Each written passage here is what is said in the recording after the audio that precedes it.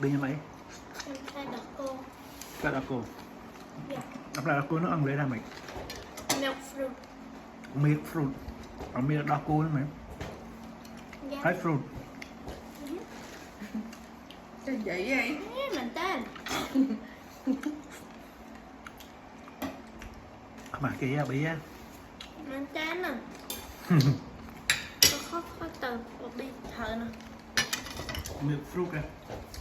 Milk. Milk. Chân hả mày nữa?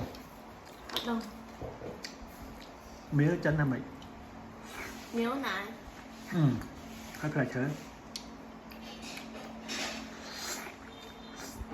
Cái đây vậy không?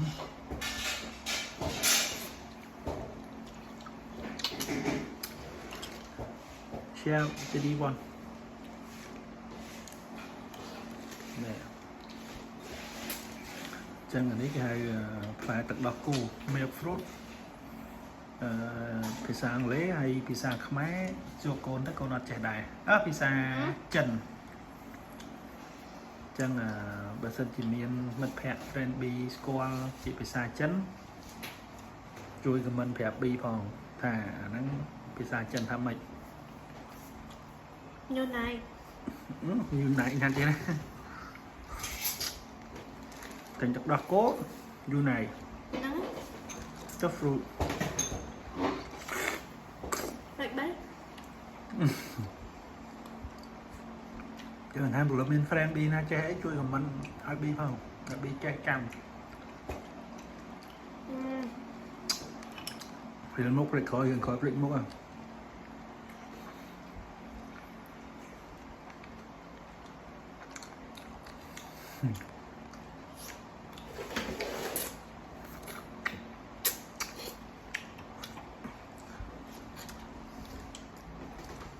Mà cái gì?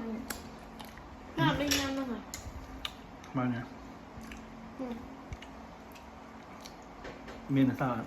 Bây giờ việc bài tính. Ok. Bên lư thành nhằm với những chọc màu bài luôn toàn này cái nào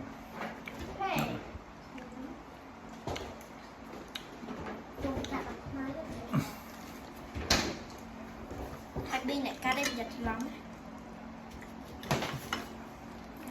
Chef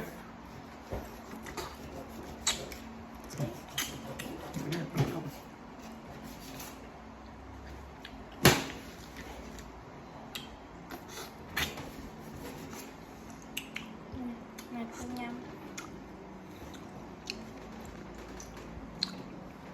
milk fruit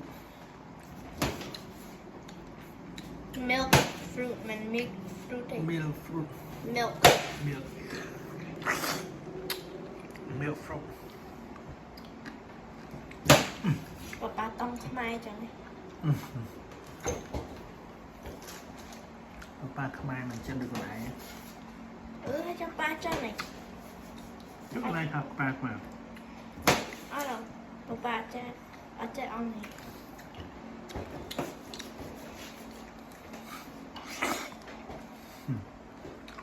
Hào nhai. Được ba chân. Đi.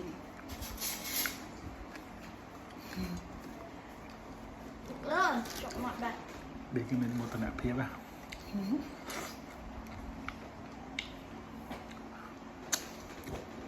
cái này chân dây chân mình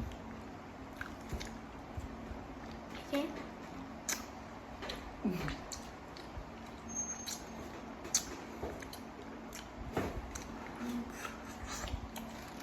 Mami nhâm play TV. Cái cái. Lợi. một Chết mà mình. Nó cho ai con được chặt kia. bạn ơi